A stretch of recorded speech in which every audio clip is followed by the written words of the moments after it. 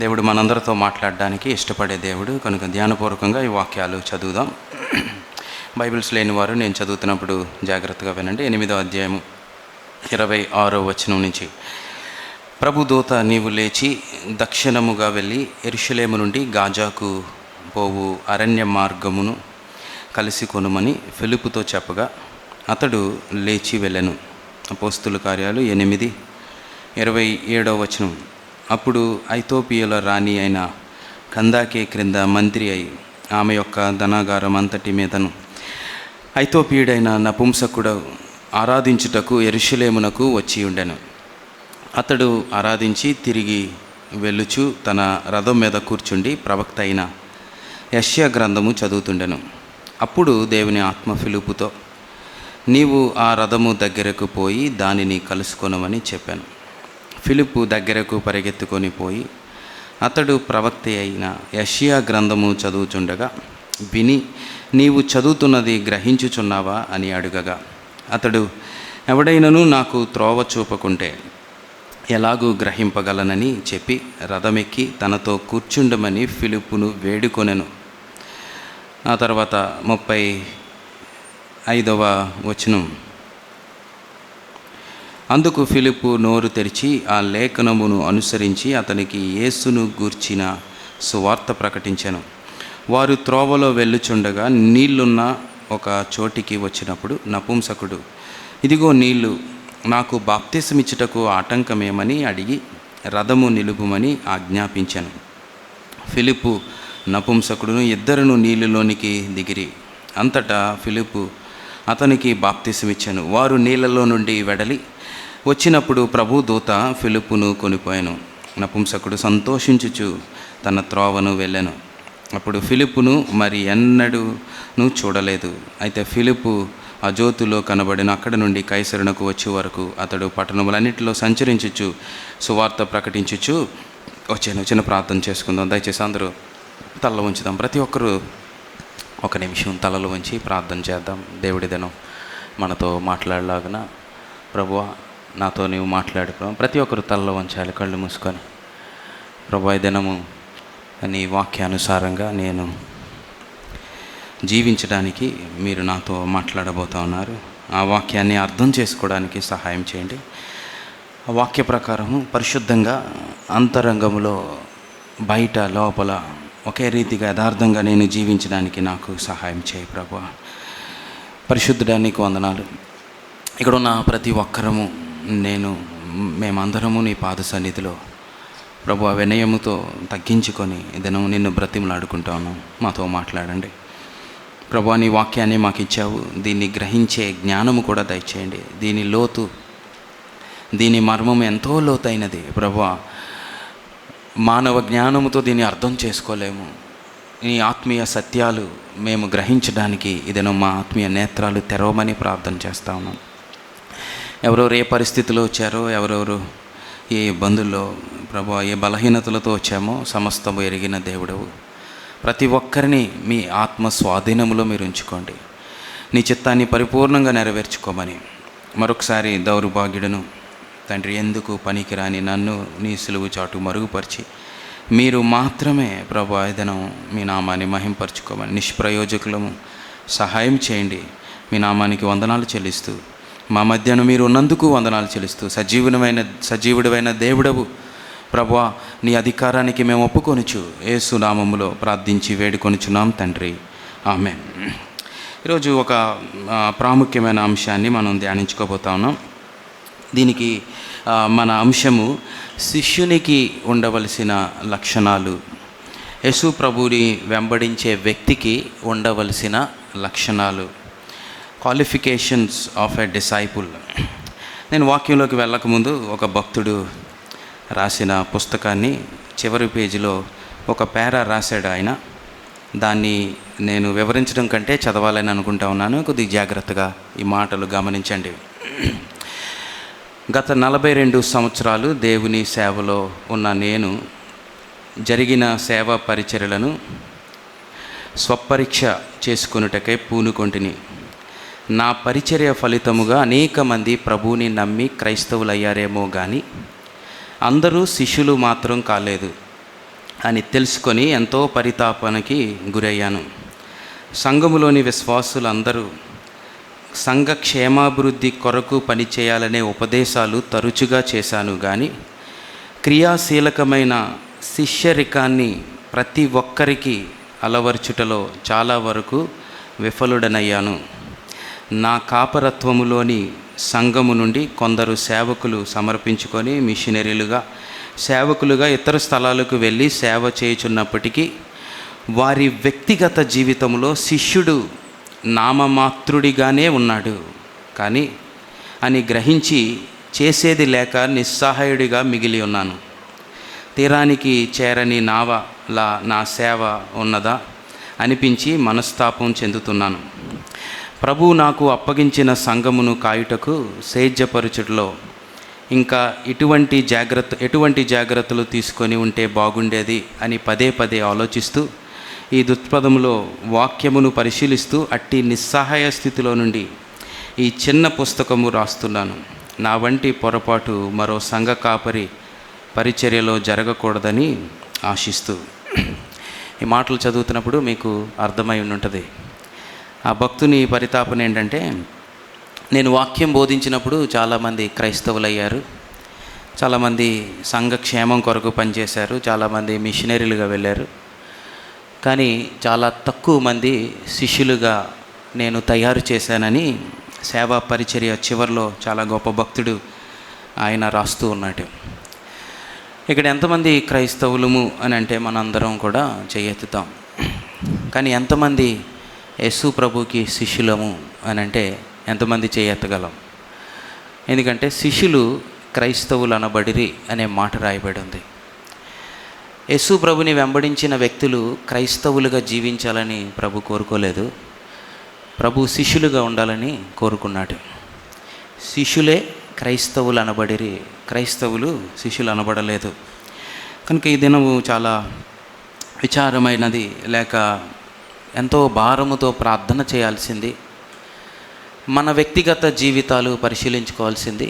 మనం ప్రభువుకి శిష్యులుగా జీవిస్తూ ఉన్నామా, లేక కేవలం నామకార్థమైన క్రైస్తవులుగా జీవిస్తూ ఉన్నామా? మన కుటుంబాల్లో ఎంతమంది శిష్యులు ఉన్నారు? మన సంఘంలో ఎంతమంది శిష్యులు ఉన్నారు? ఒకవేళ శిష్యుడు అనే ఆ శిక్షణలోనికి ఈ దినం ఇంకా రావకపోతే ఈరోజు దేవుడు మరలా పిలుస్తూ ఉన్నాడు. ఆ వ్యక్తే నిజమైన క్రైస్తవుడు. ఫిలిప్పు జీవితాన్ని మనం చూసినప్పుడు ఒకే అధ్యాయం బైబిల్లో ఫిలిప్పు గురించి 8వ అధ్యాయం రాయబడింది. 8వ అధ్యాయంలో చాలా వ్యక్తిత్వాలు ఉన్నాయి.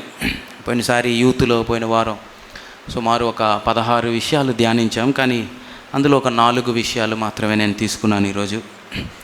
ఆ శిష్యునికి ఉండవలసిన ప్రాముఖ్యమైన లక్షణాలు మనలో ఉన్నాయో లేదో పరిశీలించుకుంటూ జాగ్రత్తగా ఈ దినాన్ని మరలా దేవునికి మన జీవితాలు సమర్పించుకుందాం.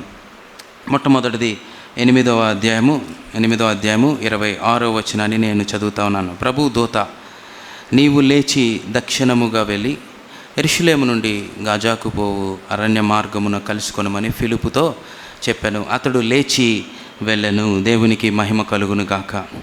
హల్లెలూయా. మొట్టమొదటిది విధేయత, లేక ఇంకొక మాట అనుకుంటే అందుబాటులో ఉన్నాడు శిష్యుడు. అవైలబుల్ లేక ఒబీడియంట్. శిష్యుడు దేవునికి అందుబాటులో ఉండేవాడు. మీరు గమనిస్తే 8వ అధ్యాయం ప్రారంభంలో సమరయలో 8వ వచనం చూస్తే 8, 7, 6 చూస్తే సమరయ పట్టణానికి ఫిలిప్పు వెళ్ళి గొప్ప పరిచర్య చేశాడు. ఆ పట్టణం అంతా ఫిలిప్పు చెప్పిన బోధకి చేసిన సూచక్రియలకి మారి పట్టణం అంతా ఫిలిప్పు వెనకాల తిరుగుతూ ఉన్నారు. పట్టణంలో గారడీ విద్య చేస్తున్న ఒక వ్యక్తి ఫిలిప్పుని వెంబడిస్తూ ఉన్నాడు. అన్నీ విడిచిపెట్టి సువార్తను నమ్మి జీవితాలు మార్చుకున్నారు. 8వ వచనంలో అందుకు ఆ పట్టణంలో మిగుల సంతోషము కలిగెను అనే మాట ఉంది. కనుక ఒక పెద్ద ఉజ్జీవము ఒక పట్టణంలో జరుగుతూ ఉంది. ఆ పట్టణంలో చాలా ప్రాముఖ్యమైన వ్యక్తిగా మారిపోయాడు. ఫిలిప్పు తెలియని వ్యక్తి సమరయ పట్టణంలో లేడు. అలాంటి సమయంలో దేవుడు పిలిచాడు, రా అన్నాడు. ఎక్కడికి రా అన్నాడంటే ఒక్క వ్యక్తిని కలుసుకోవడానికి రమ్మన్నాడు. వెంటనే కలుసుకోవడానికి అంతా విడిచిపెట్టి బయలుదేరి వస్తూ ఉన్నాడు. మొట్టమొదటిగా ఇక్కడ మనం అర్థం చేసుకోవాల్సింది, నిజమైన దేవుణ్ణి వెంబడించే శిష్యుడు దేవుడు పిలవగానే దేవునికి లోబడడానికి ఇష్టపడతాడు, దేవునికి అందుబాటులో ఉండడానికి ఇష్టపడతాడు. అందుకనే ఆ గాజా ప్రాంతానికి వెళ్ళమంటే అరణ్య మార్గం అని ఉంది. అరణ్య మార్గం అంటే గాజా పట్టణంలో ఆ ఎడారిలో ప్రయాణంలో ఎలా ఉంటుంది పరిస్థితి అంటే, వర్షం పడుతున్నప్పుడు ఒక 20 అడుగులు పైనే ఆవిరైపోతుందంట. బండి మీద రమ్మనలేదు. ఆ దినాల్లో ఫిలిప్పుకి రథం లేదు, చాలా సామాన్యుడు. దేవుడు రమ్మన్న వెంటనే పరిగెట్టుకుంటూ వెళ్ళిపోతూ ఉన్నాడు. ఎందుకు ప్రభువా అని ఇంకా ఏమీ మాట్లాడలేదు. వినండి, దేవుడు ఎవరితో మాట్లాడతాడు, దేవుడు ఎవరిని వాడుకుంటాడు అనేది మొట్టమొదటి లక్షణం ఇక్కడ కనబడుతుంది. నువ్వు దేవునికి అందుబాటులో ఉన్నావా? ఉదాహరణకి బైబిల్లో సమూయేలు ఉన్నాడు. సమూయేలుని దేవుడు 3 సార్లు పిలిచాడు.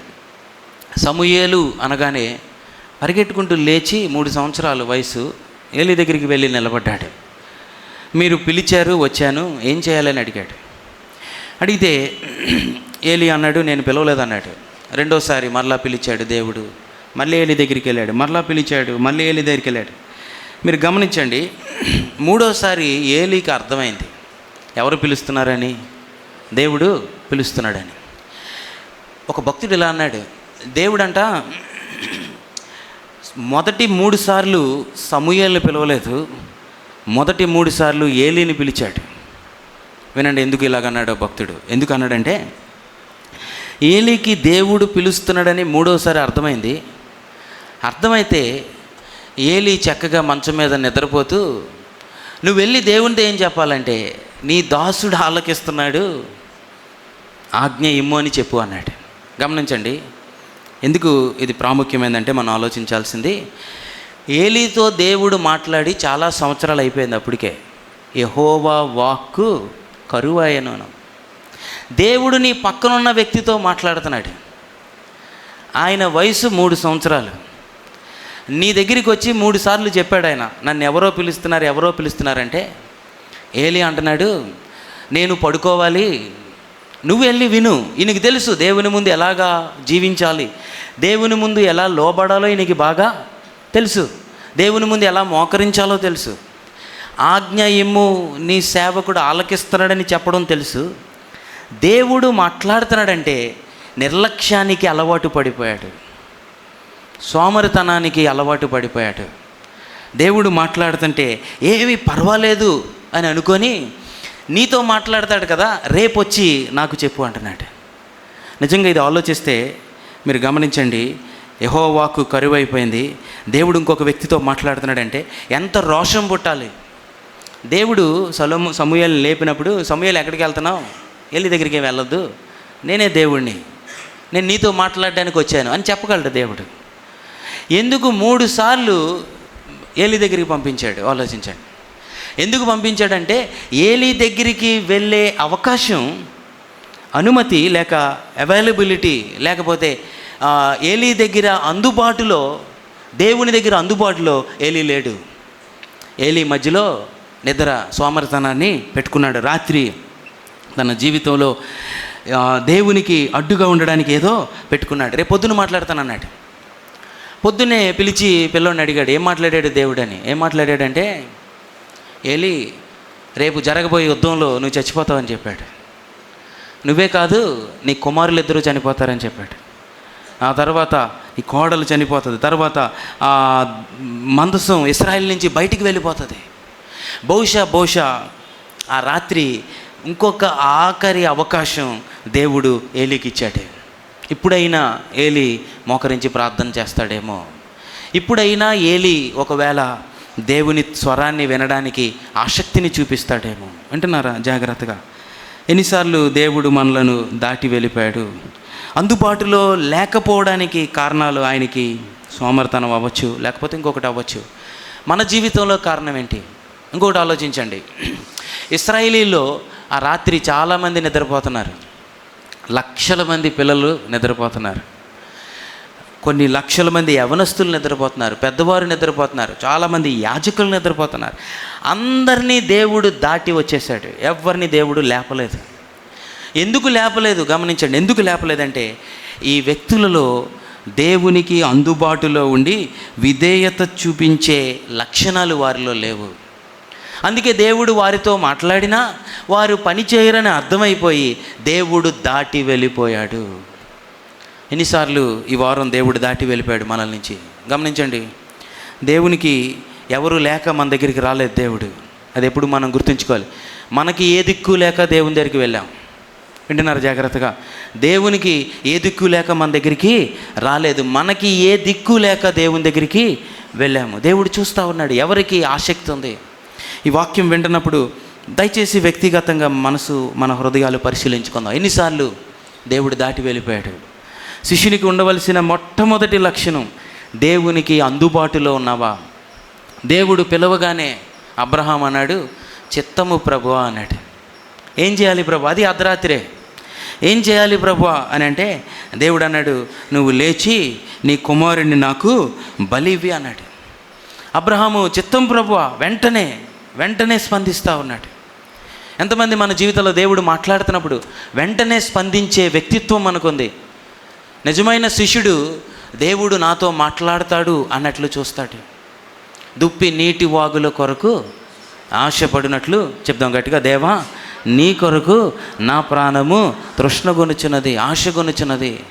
జీవము గల దేవుని మాటలు కొరకు దేవుడు మాట్లాడతాడు. స్టెఫను నువ్వు సిద్ధంగా ఉన్నావంటే, సిద్ధంగా ఉన్నాను ప్రభా, చనిపోవడానికి కూడా సిద్ధంగా ఉన్నాను. యెషయాని దేవుడు అడిగాడు, ఎవరు వెళ్తారంటే యెషయా అక్కడే నిలబడి అంటున్నాడు, ప్రభువా నేనున్నాను, నన్ను పంపించు, నీ అనుమతిలో నేనున్నాను. ప్రభువా నువ్వు అడిగితే ఇదిగో నా జీవితాన్ని కూడా ఇవ్వడానికి సిద్ధంగా ఉన్నాను ప్రభువా, తండ్రి నీ అందుబాటులో నేనున్నాను, నన్ను పంపించు. ఈరోజు ఆ ప్రార్థన చేయగలమా? వాక్యం వింటున్నప్పుడు, ప్రభువా నేను నీ అందుబాటులో ఉన్నాను ప్రభువా, నన్ను వాడుకో ప్రభువా, నన్ను దయచేసి జ్ఞాపకం చేసుకో ప్రభువా, నన్ను దాటి వెళ్ళిపోద్దు ప్రభువా అని మనం ప్రార్థన చేయాలని దేవుడు ఆశిస్తూ ఉన్నాడు. ప్రార్థన చేయడం మాత్రమే కాదు, దేవునికి అలాగా లోబడాలని దేవుడు ఆశిస్తూ ఉన్నాడు, అలా విధేయత చూపించాలని. తర్వాత 27వ వచనాన్ని 30వ వచనాన్ని 29, 30 చదువుతూ ఉన్నాను చూడండి. మొట్టమొదటి అందుబాటులో ఉన్నాడు. అప్పుడు ఆత్మ ఫిలిప్పుతో నీవు ఆ రథము దగ్గరికి పోయి దానిని కలుసుకొనమని చెప్పాను. ఫిలిప్పు దగ్గరకు పరిగెత్తుకొని పోయి దేవునికి మహిమ కలుగును గాక, హల్లెలూయా. రెండవది, మొట్టమొదటి ఏంటి చెప్పండి? అందుబాటు, విధేయత. ఏంటి చెప్పండి? మొట్టమొదటిది అందుబాటు. దేవునికి అందుబాటులో ఉండాలి. అందరికీ అందుబాటులో ఉంటాము. అన్నిటికంటే ప్రాముఖ్యమైనది ఎవరు అందుబాటులో ఉండాలి? మనం దేవుని అందుబాటులో, దేవుడు చెప్పింది చేయడానికి సిద్ధముగా ఉండాలి వెంటనే. రెండవది విధేయత మాత్రమే కాదు, కొనసాగించే విధేయత. చెప్పండి ఏంటి? కంటిన్యూస్ ఒబీడియన్స్ అని అంటాం, అన్క్వశ్చనింగ్ ఒబీడియన్స్, లేకపోతే ఇమీడియట్ ఒబీడియన్స్ అని అంటాం. కొనసాగించే విధేయత. కొనసాగింపు, ముగింపు రక్షణకి చాలా ప్రాముఖ్యమైనది. చాలామంది ఒక్క దినానికే దేవుణ్ణి, ఆదివారమే దేవుణ్ణి, సోమవారం నుంచి శనివారం వరకు జీవితం మొదలుకొని జీవితాంతం వరకు ఎవరు కావాలి? మనకి దేవుడు కావాలి. విధేయత, కొనసాగించే విధేయత ఉండాలి. ఎందుకంటే ఆ మాట గమనించండి, 29లో అప్పుడు ఆత్మ ఫిలిప్పుతో నీవు ఆ రథము దగ్గరికి పోయి దానిని కలుసుకొనమని చెప్పాను. మొట్టమొదటిది గాజా మార్గానికి వెళ్ళు అన్నాడు. రెండవది ఏం చెప్తున్నాడు చెప్పండి? ఆ రథాన్ని కలుసుకోమని ఎక్కడ చెప్తున్నాడు? మాట్లాడండి. రథాన్ని కలుసుకోమని ఎక్కడ చెప్తున్నాడు? గాజా మార్గములో చెప్పాడు దేవుడు. పని అంతా ఒక్కసారే చెప్పలేదు దేవుడు. వింటున్నారా జాగ్రత్తగా? ఇక్కడ ఒక మంచి ఆత్మీయ అర్థం ఉంది. ఆ ఆత్మీయ అర్థం ఏంటంటే, దేవుడు మన జీవితాల్లో ప్రతి క్షణము, ప్రతి గడియ ఆయన మీద ఆధారపడాలని ఆశిస్తూ ఉన్నాడు. కనుక మొదట విధేయత చూపించిన వాడికే మళ్ళా రెండవ విధేయతలోనికి దేవుడు ఏం చేస్తాడు? నడిపిస్తాడు. మా అనుదిన ఆహారము నేడు మాకు దయచేయము. ఆదివారం బాగా ప్రార్థన చేసుకున్నాం, ఉదయం వాక్యాన్ని చదువుకున్నాం. ఆదివారం చాలా చక్కగా సైతాన్ని జయించగలం. మరి సోమవారం, మరి మంగళవారం, మరి బుధవారం, శుక్రవారం ప్రతిరోజు దేవుని మీద ఆధారపడుతూ ఉన్నామా? ప్రతిరోజు దేవునికి లోబడుతూ ఉన్నామా? ప్రతి గడియ ఆయన మీద ఆధారపడాలి. దేవుడు అలా పని చేస్తాడు. దేవుడు పని అంతా ఒక్కసారి చెప్పలేదు. మన ప్రారంభములో మన విధేయత గమనిస్తూ ఉన్నాడు. అలా విధేయత గమనించిన వ్యక్తినే దేవుడు తన పని కొనసాగించేటట్లు దేవుడు చేస్తాడు. అందుకే లోతు సగం దూరం వచ్చాడు, మధ్యలోంచి ఏమైపోయాడు చెప్పండి? సొంత నిర్ణయాలు చేశాడు. ఇప్పుడు దేవుని మీద ఆధారపడలేదు అనుకోండి, ఫిలిప్పు ఒకవేళ రథాన్ని దాటి వెళ్ళిపోయి ఉండేవాడు, లేకపోతే రథం కంటే నెమ్మదిగా వెనకాల వెళుతూ ఉండేవాడు. గమనించండి, ఇక్కడ మన జీవితాల్లో ఆదివారమైనా మనం దేవునితో కలిసి ఉండేది. స్కూల్కి వెళ్తున్నాం, ఉద్యోగాలు చేస్తూ ఉన్నాం, వ్యాపారాల్లో బయట ఆయా పరిస్థితుల్లో మనం జీవిస్తూ ఉన్నాం. ప్రతిదినం మన జీవితాల్లో దేవుని కొరకు కొనసాగించే విధేయతలో మనం ఉన్నామా? మీ రక్షణ భయముతో వణుకుతో ఏం చేయాలన్నాడు దేవుడు? కొనసాగించుకోండి. ఇది కొనసాగించే క్రైస్తవ జీవితం చాలా చాలా బాధాకరమైనది. మనందరం ప్రార్థన చేసుకోవాల్సింది ఏంటంటే, ఇక్కడ కూర్చున్న మనలో చాలామంది ఆదివారం క్రైస్తవులమే. మనం ఆదివారం మాత్రమే దేవుణ్ణి ఆరాధిస్తూ ఉన్నాము. వ్యక్తిగతంగా వారమంతా దేవునితో కలిసి మనం నడుస్తూ ఉన్నామా? ఇంకొకటి అక్కడ గమనించండి, 30వ వచనం. ఫిలిప్పు దగ్గరకు పరిగెత్తుకొని పోయి, మొట్టమొదటిగా ఫిలిప్పు ప్రయాణాన్ని నడుస్తూ ప్రారంభించుంటాడు. ఇప్పుడు గాజా మార్గం దగ్గరికి రథాన్ని చూసేసరికి ఫిలిప్ ఏం చేస్తున్నాడు చెప్పండి? మాట్లాడదాం కొద్దిగా గట్టిగా. ఏం చేస్తున్నాడు? పరిగెడుతున్నాడు. అంటే తన ఆత్మీయ జీవితంలో ఏం చేస్తూ ఉన్నాడు? ఇంకా పరిపక్వతలోనికి వెళ్ళిపోతూ ఉన్నాడు, పరుగులు పెడతా ఉన్నాడు దేవుని కొరకు గొప్ప ఆ పరుగు పందెంలాగా దేవుని కొరకు క్రీస్తు యొక్క మంచి సైనికుడు వెళ్ళే ముందుకు వెళ్తూ ఉన్నాడు. నా బంధువు ఒక ఆయన చాలా మంచిగా సెటిల్ అయిన వ్యక్తి, చాలా మంచి ఉద్యోగంలో ఉన్నాడు. ఆయన ఒకరోజు నాతో పాటు ఫీల్డ్కి వచ్చాడు. ఆయన వచ్చిన తర్వాత రాత్రి ప్రార్థన చేసుకుంటున్నాడు. ప్రార్థన చేసుకుందాం అనేసరికి మోకరించాడు. చిన్న ప్రార్థన చేయన్నా ముందు, తర్వాత నేను ప్రార్థన చేస్తాను అన్నాడు. సహజంగా మేమందరం గదిలో ఉన్నప్పుడు అందరూ ప్రార్థన చేసుకుంటాం, తర్వాత ఎవరో ఒకరు డివోషన్ చెప్తారు. అలాగ చిన్న ప్రార్థన చేయన్నా అన్నాను. అనగానే చిన్న ప్రార్థన చేయమంటే మోకరించి ఏమని ప్రార్థన చేశాడంటే, యేసు ప్రభువా, ఈ రోజంతా కాపాడినందుకు వందనాలు. ఆయనకి ఒక 40 సంవత్సరాలు ఉంటుంది. ఈ రాత్రి అంతా కాపాడండి, ఈ రోజంతా మాకు తోడై ఉన్నందుకు వందనాలు, యేసు నామములో ప్రార్థించి వేడుకొంచున్నాం తండ్రి అన్నాడు. 40 సంవత్సరాలు ప్రార్థన జీవితంలో కనీసం ఒక 2-3 నెలల వయసు కూడా లేదు. ఎవరు నేర్పించారన్నా ఈ ప్రార్థన అని అడిగాను. అడిగితే అన్నాడు, మా చిన్నప్పుడు అమ్మ నేర్పించింది ఈ ప్రార్థన అన్నాడు. ఎప్పుడు నేర్పించింది, ఏ వయసులో అంటే జ్ఞాపకం లేదు అని. బహుశా ఊహ తెలిసినప్పుడు తల్లి చిన్న ప్రార్థన నేర్పించింది. ఏమనంటే, రోజంతా కాపాడే వందనాలు, రాత్రి అంతా కాపాడే అని. అదే ప్రార్థన ఎంత దూరం కొనసాగింది? 40 సంవత్సరాలు. లక్షల్లో సంపాదిస్తూ ఉన్నాడు ఉద్యోగంలో. యేసు ప్రభు ప్రార్థన బడిలో ఎల్కేజీ కూడా పాస్ అవ్వలేదు. కనీసం 1 నిమిషం కూడా ప్రార్థన చేసే ఎదుగుదల, ప్రమోషన్ లేక ఆ పరిపక్వత లేని పరిస్థితిలో ఉన్నాడు. ఫిలిప్పు శిష్యుడు పరుగులు పెడతా ఉన్నాడు. ఇక్కడ కూర్చున్న ఎవరైనా ఒకవేళ ప్రార్థనలో ఇంకా ఎదగకుండా అలాగే ఉండిపోతే దేవుడిని అడుగు, ప్రార్థన నేర్పిస్తాడు. శిష్యులు అడిగారు.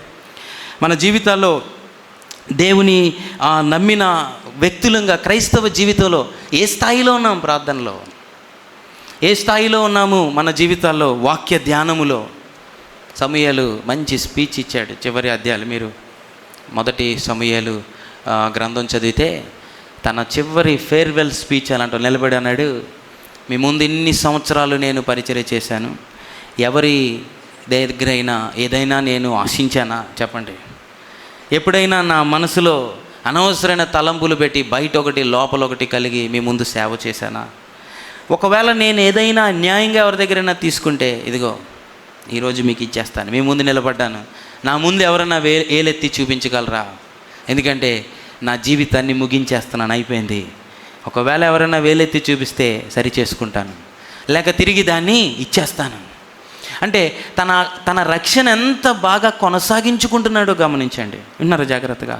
ఇది చాలా ప్రాముఖ్యమైనది. రక్షింపబడుచున్న మనకు ఇంకా పూర్తిగా రక్షింపబడలేదు. వినండి, రక్షణ విశ్వాసం ద్వారా పొందుకున్నాం, పరలోకం వెళ్తున్నాం.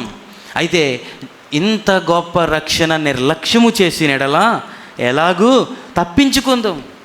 నాకు వేరుగా ఉండి మీరు ఏమీ చేయలేరు. అందుకే దేవుడి తను మనతో మాట్లాడుతూ ఉన్నాడు. రక్షణ ఎలాగా కొనసాగిస్తున్నావు? ప్రారంభం మంచిదే, అందరం ప్రారంభించాం, ప్రభు క్షమించని అడిగాం, దేవుడు క్షమించాడు. ఈ ఆత్మీయ ప్రభు బడిలో ఏ గ్రేడ్లో ఉన్నాము, ఎక్కడ మనము జీవిస్తున్నాము? పౌలు చివరి మాటలు చెప్తున్నాడు, నా పరుగు కడముట్టి చితిని. దానికి ముందు అంటున్నాడు, నా మంచి పోరాటము పోరాడి తిని. ఎక్కడ ఓడిపోలేదు నేను క్రైస్తవ జీవితంలో. ఎప్పుడూ దేవునికి అందుబాటులో ఉన్నాను. దేవుడు పిలిస్తే పలికాను. దేవుడు ఎక్కడికి వెళ్ళమంటే వెళ్ళాను. చెరసాల, బంధకాలు, కరువు, ఇబ్బంది, అనారోగ్యాలు, ఈ పరిస్థితులన్నిటి గుండా నిలబడ్డాను. నా యాత్ర ముగిస్తూ ఉన్నాను. స్టెఫను, తండ్రి నీ చేతికి నా ఆత్మను అప్పగిస్తున్నాను. నా యాత్ర చివరికి వచ్చేసాను. యేసు ప్రభు ప్రాణాన్ని అప్పగించాడు. తండ్రి నీ చేతికి నా ఆత్మను అప్పగిస్తున్నాను. బాగానే ప్రారంభించాం క్రైస్తవులంగా, ఎక్కడ ఆగిపోయాము కొనసాగించకుండా. ఫిలిప్కి దేవుడు మార్గం మధ్యలో చెప్తున్నాడు. దేవుడు ఒకవేళ నీతో ఎక్కడో కూర్చుని ఉన్నావు స్కూల్లో, అక్కడి నుంచి లే అని చెప్పాడేమో. ఆదివారం బాగానే వాక్యం విన్నాం, సండే స్కూల్లో వాక్యం విన్నాం, యూత్లో వాక్యం విన్నాం, రాత్రికి ప్రార్థన చేసాం. మరుసటి రోజు సోమవారం క్లాసులో ఎక్కడో అపహాసకులు కూర్చుండే చోట కూర్చున్నాం. ఎవరో అనవసరమైన మాటలు మాట్లాడే వారి దగ్గర మనము కూర్చొని ఉన్నాము. ఇష్టం వచ్చినట్లు లోకానుసారముగా జీవించే వారి దగ్గర కూర్చొని ఉన్నాం. దేవుడు అన్నాడు, లే, పరిగెత్తి ఇక్కడి నుంచి, బయటికి రా. దేవుడికి విధేయత చూపించామా? సోమవారం అయిపోయింది, మంగళవారం దేవుడు అన్నాడు, ఎందుకు ఇక్కడ కూర్చున్నావు? లే. ఎందుకు ఇది చూస్తూ ఉన్నావు? దాన్ని విడిచిపెట్టు, బయటికి రా. దేవుడు ప్రతి క్షణము, ప్రతి నిమిషము మనతో మాట్లాడతాడు. మన అంతరంగంలో, మన ఆత్మ ద్వారా, పరిశుద్ధాత్మ ద్వారా మనతో మాట్లాడుతూ ఉంటాడు. కనుక రక్షణ కొనసాగించే వ్యక్తులుగా ఉండాలి. అది భయముతోనూ వణుకుతో జాగ్రత్త. ఎప్పుడు ఎందులో పడిపోతామో అన్నట్లు తాను నిలిచి ఉన్నవాడు తాను నిలిచి ఉన్నాడో లేదో జాగ్రత్తగా తన్ను తానే పరీక్షించుకోవాలి. మీరు క్రీస్తులో ఉన్నారో లేదో మీరే పరీక్షించి తెలుసుకోండి అన్నాడు. కనుక మొట్టమొదటి ఏం చెప్పండి? అందుబాటులో, విధేయతలో. రెండవది విధేయత ఒకరోజు విధేయత కాదు. ఒక భక్తుడు అన్నాడు, పార్షియల్ ఒబీడియన్స్ ఈజ్ డిజొబీడియన్స్. అప్పుడప్పుడు విధేయత అవిధేయత అన్నాడు. ఇక్కడ ఉన్న మనందరం బహుశా 90% మంది ఇక్కడ మనందరం పరిశీలన చేసుకోవాలి. అప్పుడప్పుడే విధేయతలో ఉన్నామేమో, ఏదో సమయానికి దేవుణ్ణి పెట్టేశామేమో. ఈరోజు మన జీవితాన్ని పరిశీలన చేసుకుందాం. తర్వాత మూడవది ప్రాముఖ్యమైనది, శిష్యుడు దేవునికి అనుమతి ఇస్తాడు. ఏంటి చెప్పండి? అనుమతి. ఇంగ్లీష్లో యాక్సెస్ టు గాడ్. పరిశుద్ధాత్మ దేవునికి అనుమతి ఇచ్చాడు. దేవుడు మాట్లాడడానికి ఫిలిప్పు జీవితంలో ఏ అడ్డు లేదు, అనుమతి. ఇక్కడ గమనించండి, ఏలీతో దేవుడు మాట్లాడడానికి ఏలీ చాలా అడ్డులు పెట్టుకున్నాడు. హోఫ్ని, ఫీనెహాస్ అడ్డులు పెట్టుకున్నారు. సమూయేలుకి ఏ అడ్డు లేదు, సిద్ధంగా ఉన్నాడు. రాత్రి 2 అయినా మాట్లాడడానికి, రాత్రి 3 అయినా మాట్లాడడానికి. మనం చాలాసార్లు చెప్పుకున్నాం, మళ్ళీ జ్ఞాపకం చేస్తున్నాను.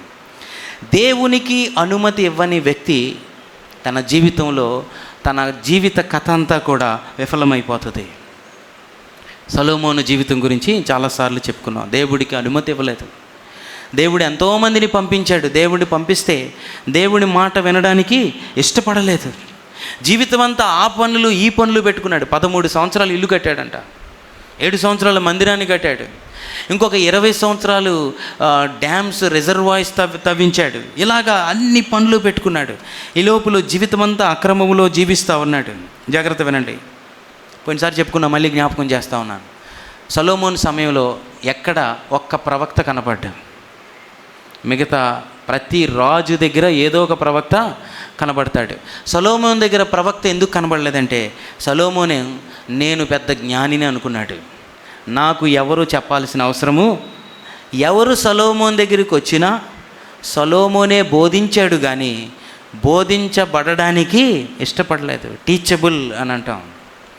నేర్చుకోవడానికి ఇష్టపడని వ్యక్తి నాకంతా తెలుసు. వినండి, ఈ భూమి మీద నడిచిన భక్తుల్లో పౌలు అంత గొప్ప భక్తుడు ఎవరు లేరు. 13వ అధ్యాయం 1 కొరింథీలో పౌలు రాస్తాడు, ఇప్పుడు కొంచెం మటుకు ఎరుగుదుము, నాకంతా తెలీదు. దేవుని వెంబడించే మన జీవితాల్లో ఎప్పుడూ నేర్చుకునే వ్యక్తులంగా ఉండాలి.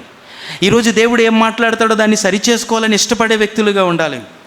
అందుకనే సొలొమోను జీవితంలో తను భయంకరంగా విఫలమైపోవడానికి, పతనమైపోవడానికి ఎవ్వరూ సొలొమోను జీవితాన్ని ఆదర్శంగా తీసుకోరు.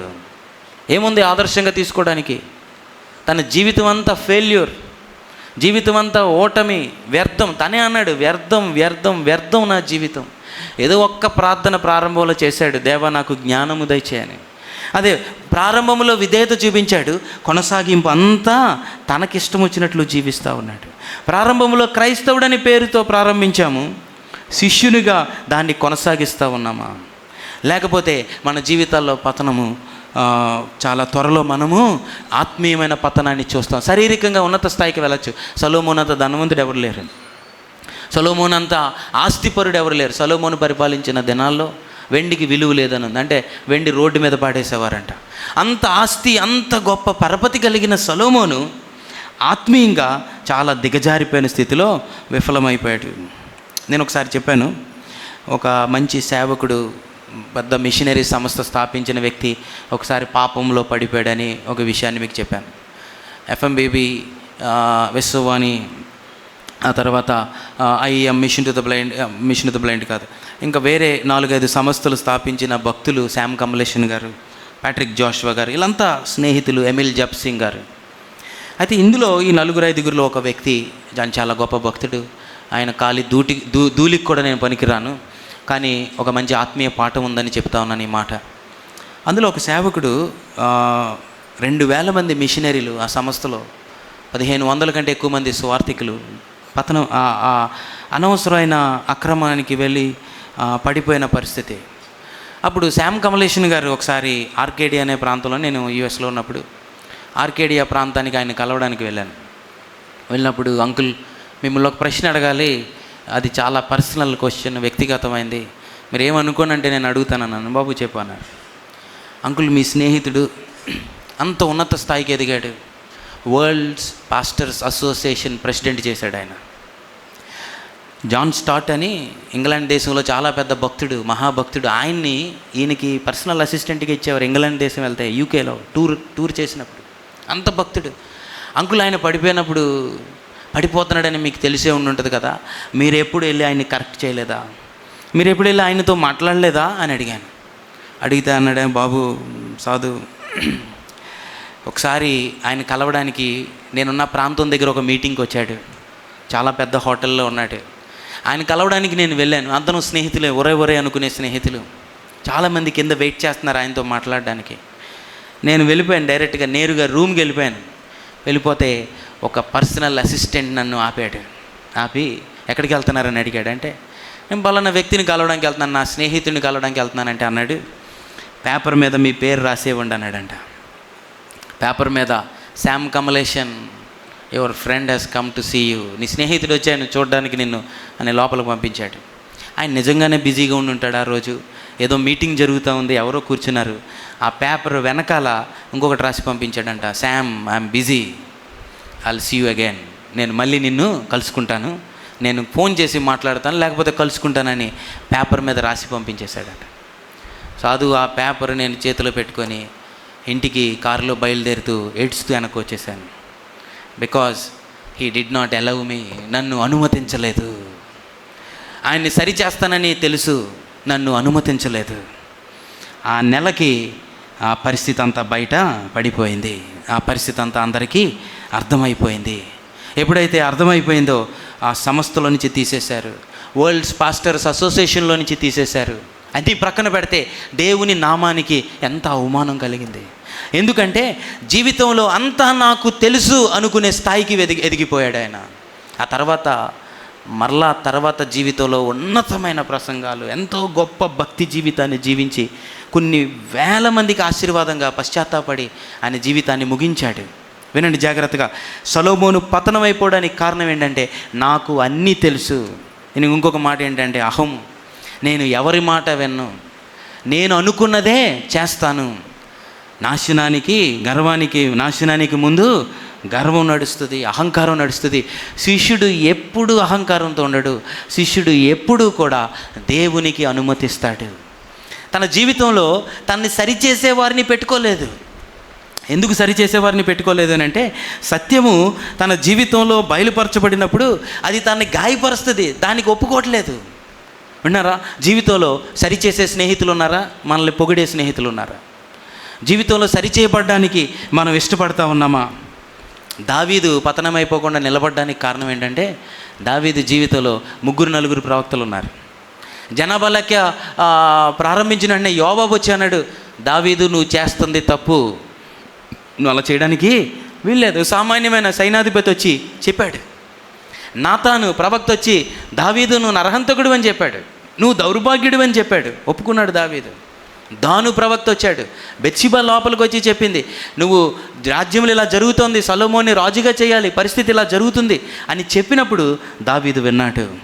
శిష్యుడికి వినే లక్షణం ఉంటుంది. పేతురుని పౌలు గద్దించాడు, నువ్వు చేస్తుంది తప్పు అని. తన పత్రికలో మన సహోదరుడైన పౌలు అనే మాట రాశాడు. వింటున్నారు జాగ్రత్తగా? ఎందుకు ఈ మాట ఎక్కువసేపు ధ్యానిస్తున్నామంటే, ఇప్పుడు వచ్చిన తరానికి ఉన్న ఒక భయంకరమైన బలహీనత, పాపపు ప్రభావం ఏంటంటే, నాకు అన్నీ తెలుసు. వింటున్నారు జాగ్రత్తగా? ఆత్మీయంగా మన జీవితాల్లో మనం సున్నా అనేది తెలియాలి. దేవుని గురించిన జ్ఞానంలో, క్రీస్తు బడిలో మనం మొదటి మెట్టు కూడా ఇంకా ఎక్కలేదేమో చాలామంది మన వ్యక్తిగత జీవితాల్లో. చదువు ఉంది, నాకంతా తెలుసు కాదు. జ్ఞానం ఉంది, నాకంతా తెలుసు కాదు. సొలొమోనికి జ్ఞానం ఉంది, కానీ తన జీవితంలో దేవునికి అనుమతి ఇవ్వలేదు. ఇక్కడ ఇంకొక మాట గమనించండి. ఈ మాట నాకు అసలు ఇష్టం లేదు చెప్పడం. దేవునికి మానవుడు అనుమతించడం ఏంటి? విన్నారు జాగ్రత్తగా? దేవుడికి మానవుడి అనుమతి ఇవ్వడం కాదు, మానవుడికి ఎవరు అనుమతి ఇవ్వాలి? దేవుడు అనుమతి ఇవ్వాలి. చూడండి, ఇక్కడ దేవుని ప్రేమను కూడా అర్థం చేసుకోండి దయచేసి. దేవుడు మానవుడి హృదయాన్ని తడుతున్నాడు. ఎంత ఇది ఊహించలేని ప్రేమ. మనము దేవునికి అనుమతి ఇచ్చేది ఏంటండి? మనకి కలెక్టర్, మనం చెప్పిన టైంకి కలెక్టర్ రాడు, ఆయన రారు. ప్రైమ్ మినిస్టర్, ప్రధానమంత్రి గారు మనం చెప్పిన టైంకి ఆయన రాడు. ఒకవేళ కాకినాడలో ఏదో కాన్వేలో వెళ్తుంటే మనం ఆయన్ని బ్రతిమలాడుకోవాలి. ఆయన దగ్గరికి వెళ్ళి, ఆయనకి దగ్గర ఉన్నవారు ఎవరి దగ్గరికో వెళ్ళి ఆయనతో ఒక 5 నిమిషాలు అపాయింట్మెంట్ ఇప్పించండి, మాట్లాడాలి, అనుమతి ఇస్తాడేమో అడగండి అని. వింటున్నారు జాగ్రత్తగా? దేవాతి దేవుడు అంటున్నాడు, నాకు అనుమతి ఇస్తావా అంటున్నాడు. ఈ ప్రేమ ఎంత ఆలోచిస్తే జ్ఞానానికి అర్థమవుతుంది. అక్కడితో ఆగిపోలేదు, దీనికి అంతం ఇంకొకటి ఉంది. ఒకరోజు దేవుడు పరలోక ద్వారాలు మూసేస్తాడు. వింటున్నారా జాగ్రత్తగా? ఇప్పుడు హృదయమనే ద్వారాలు తడుతున్నాడు.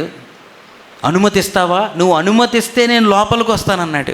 ఎంత గొప్ప దేవుడు, ఎంత ప్రేమామయుడు, ఎంత ఆశ్చర్యకరుడు, ఎంత కృప కనికరము కలిగిన దేవుడు, కృప సమృద్ధిగా దయచేసే దేవుడు. ఇక్కడున్న కొన్ని హృదయాలు 20 సంవత్సరాల నుంచి తడుతున్నాడేమో. నా హృదయం 27 సంవత్సరాలు తట్టాడు దేవుడు. వింటున్నారా? ఒకరోజు వస్తుంది, రేపు పరలోక ద్వారాలు దేవుడు మూసేస్తాడు. నువ్వు శాశ్వత కాలం తట్టినా ఇంకా ఆ ద్వారాలు తెరవబడవు. ఒక భక్తుడు ఇలా అన్నాడు, if you allow God in to your life, he will allow you in to his Kingdom. నువ్వు దేవుణ్ణి నీ జీవితంలోకి అనుమతిస్తే దేవుడు నిన్ను పరలోక రాజ్యంలోకి అనుమతిస్తాడు అన్నాడు. దేవునికి అనుమతి ఉందా నీ జీవితంలో? అందరికీ అనుమతి ఉంది. అందరి దగ్గరికి మనం వెళ్తాం. దేవుడు నీ దగ్గరికి వచ్చి పిలుస్తూ ఉంటే దేవునికి అనుమతి ఇస్తూ ఉన్నామా? శిష్యుడు ఏం చేస్తాడు చెప్పండి? దేవునికి అనుమతి ఇస్తాడు, దేవునికి అందుబాటులో ఉన్నాడు. మొట్టమొదటి చెప్పండి, శిష్యుడు ఎలాగా? శిష్యుడు అందుబాటులో ఉండే వ్యక్తి, విధేయత. మూడోది ఏంటి చెప్పండి? కొనసాగించే విధేయత కలిగి ఉంటాడు. నాలుగోది ఏంటి చెప్పండి? దేవునికి ఎప్పుడూ కూడా తను అనుమతిని ఇస్తాడు. నాలుగోది సమర్పణ. రాసుకోండి, నాలుగోది ఏంటి చెప్పండి? సమర్పణ. ఇంగ్లీష్లో డెడికేషన్ అని. ఆ డెడికేషన్కి కరెక్ట్ మాట నాకు దొరకలేదు.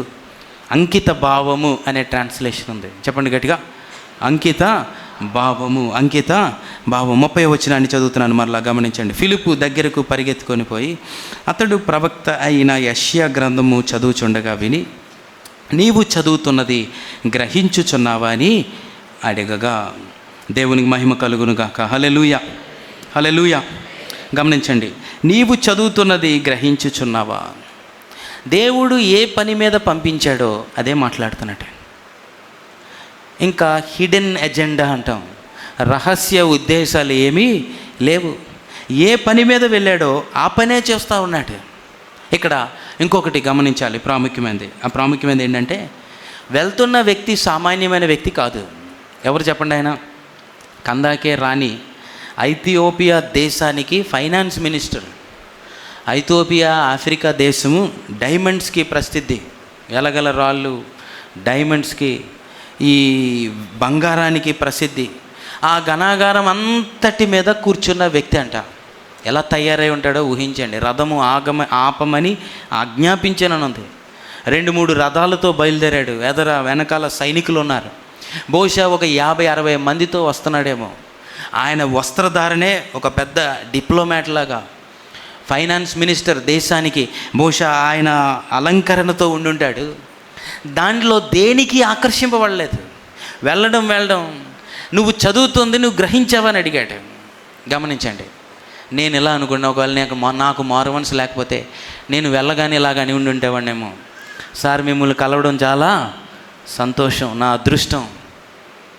ఇలాంటి వ్యక్తిని కలుస్తానని నేను ఎప్పుడూ అనుకోలేదు సార్. ఫైనాన్స్ మినిస్టర్తో ఒక ఫోటో తీసుకోవాలని నాకు ఉంది. వింటున్నారు జాగ్రత్తగా. ఇక్కడ ఒక మాట ప్రాముఖ్యమైనది గమనించాలి. ఏంటి అని అంటే, దేవుని అధికారముతో బయలుదేరతాడు శిష్యుడు. ఆ వ్యక్తిని చూసినప్పుడు ఆ వ్యక్తి ఘనతకి, ఆ వ్యక్తికి ఉన్న ఆ అట్రాక్షన్, అలంకరణకి ఆ వ్యక్తి పడిపోలేదు. ఎందుకంటే శిష్యుడు ఫిలిప్పుకి తనకి రాబోయే ఘనత, తనకి రాబోయే ఆ గొప్ప అలంకరణ పరలోక రాజ్యంలో ఉంది కనుక, తనకు తెలుసు కనుక భూమి మీద ఉన్న వాటికి పడిపోలేదు. దేవుని అధికారంతో వెళ్ళాడు. నువ్వు కందాకే రాణి కింద మంత్రివైనా ఒకరోజు ఏమైపోతావు? నువ్వు చనిపోతావు. ఒకసారి మన మధ్యకి ఒక సేవకురాలు వచ్చారు, చాలా దీన సేవకురాలు. ఆమెను దింపడానికి సాములు కూడా తీసుకెళ్తే వెయిటింగ్ రూమ్లో కూర్చొని ఉంటే ఆవిడ కొద్దిగా ఇన్ఫ్లుయెన్స్ కలిగిన కొంతమంది ఎవరో రైల్వేలో పనిచేసేవారికి ఫోన్ చేసుకుంటే గెస్ట్ రూమ్, వెయిటింగ్ రూమ్ ఇచ్చారు. ఇచ్చిన తర్వాత వెయిటింగ్ రూమ్లో ఆవిడ కూర్చొని ఉంది. ఈ లోపల ఎమ్మెల్యే ఒక ఆవిడ వచ్చి కూర్చొని ఉంది. ఆవిడ కూర్చున్న వెంటనే ఈవిడ ప్రక్కన కూర్చొని ఉంది. ఈవిడ ఏం చేస్తుందని నేను చూస్తూ ఉన్నాను. అమ్మా, ప్రభు గురించి విన్నావమ్మా అనండి. అనగానే ఆవిడ అంది, నేను ఎమ్మెల్యేనండి అంతే. అనగానే అప్పుడు ఈవిడ అంది, అమ్మా, ఎమ్మెల్యే అయినా ఒకరోజు చనిపోతావు కదా, నీ నిత్యత్వాన్ని గురించి ఆలోచించావా? పక్కన భర్త ఉన్నాడు, గన్మ్యాన్ ఉన్నారు, ఇంకా చాలామంది ఆలీలు ఉన్నారు. అందరూ అలా స్పెల్ బౌండ్ అయిపోయారు, ఆగిపోయారు. నేను అనుకున్నాను, ఎంత గొప్ప అధికారం, ఎంత ఆ పరిస్థితి అంతా ఆమె చేతిలోకి తీసుకుంది. ఎవ్వడూ మాట్లాడలేదు. సువార్త 10 నిమిషాలు చెప్పింది. అమ్మా, ఆత్మ విషయమై దీనుడైన వాడు ధన్యుడని ప్రభు చెప్పాడు. నీ ఆత్మరక్షణ గురించి ఆలోచించావా? ఆత్మకి మరణం లేదని ఆలోచించావా? నువ్వు నీ ప్రాంతంలో ఎవరికైనా సమస్యలు వస్తే చాలా జాగ్రత్తగా పరిష్కరిస్తావు కదమ్మా. ఒకరు వచ్చి, అమ్మగారు ఇది లేదని అంటారు, అప్పుడు వెంటనే ఏం కావాలో పలానా అధికారికి చెప్తావు కదా. నీ ఆత్మీయ అవసరతలు నీకు తెలుసా? ఏం మాట్లాడట్లేదు. అమ్మ, ఆత్మీయ అవసరత ఏంటంటే చనిపోయిన తర్వాత ఎక్కడికి వెళ్తావు?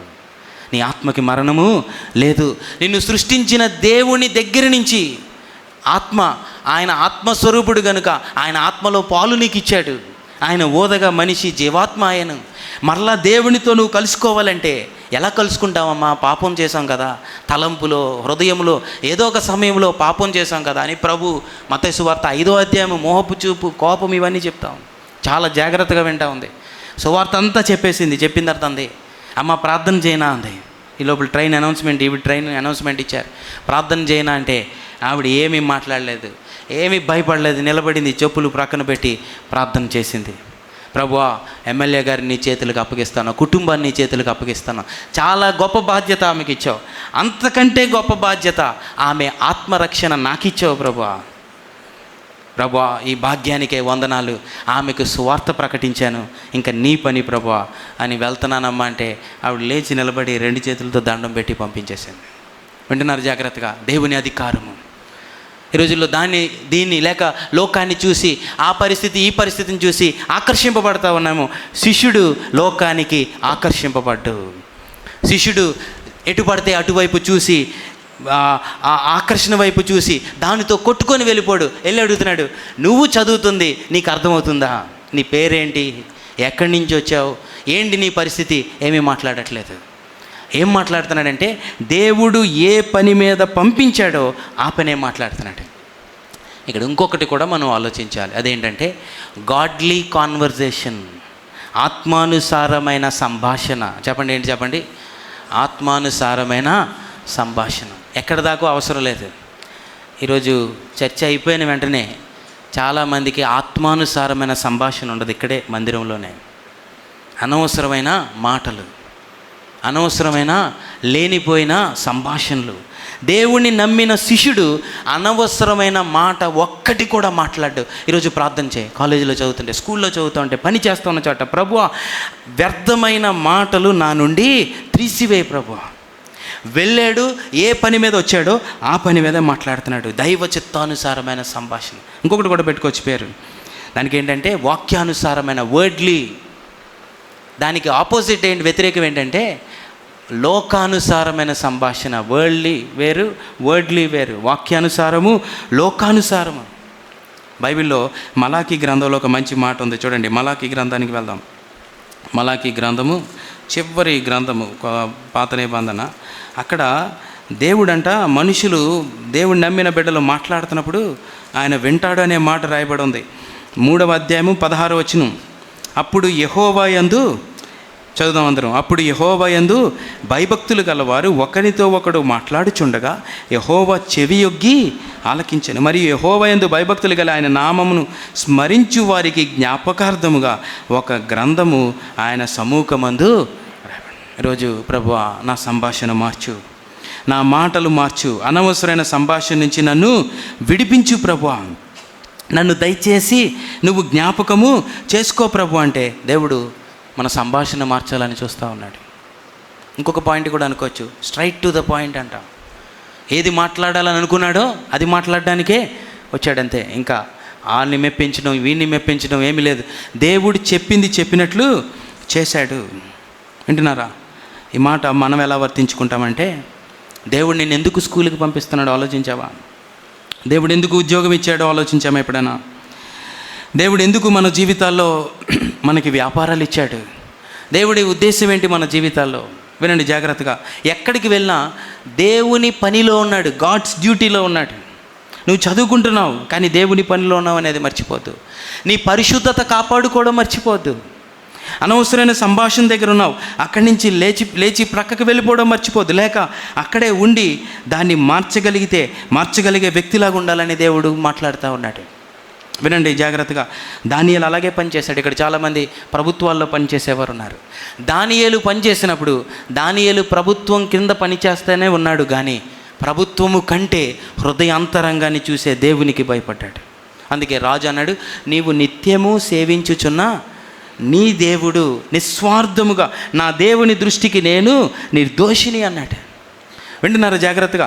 మన జీవితాల్లో ఈ డెడికేషన్, ఈ సమర్పణ ఉండాలని దేవుడు కోరుకుంటున్నాడు. పేరుకి క్రైస్తవుడే కానీ ఎంత చెడ్డ పేరు. పేరుకి క్రైస్తవుడే కానీ లంచం తీసుకునే వ్యక్తి ఏమో. పేరుకి క్రైస్తవుడే కానీ సాక్ష్యము లేని జీవితమేమో. వింటున్నారా?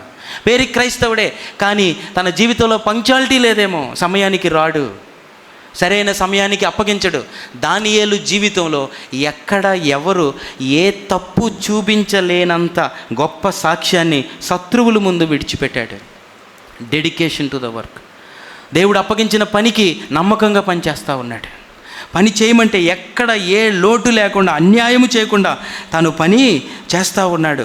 ఆ పని కొరకు తాను తన జీవితాన్ని సమర్పించుకున్నాడు. దేవుని కోసం నిలబడాలని ఒక సమర్పణ చేసుకున్నాడు.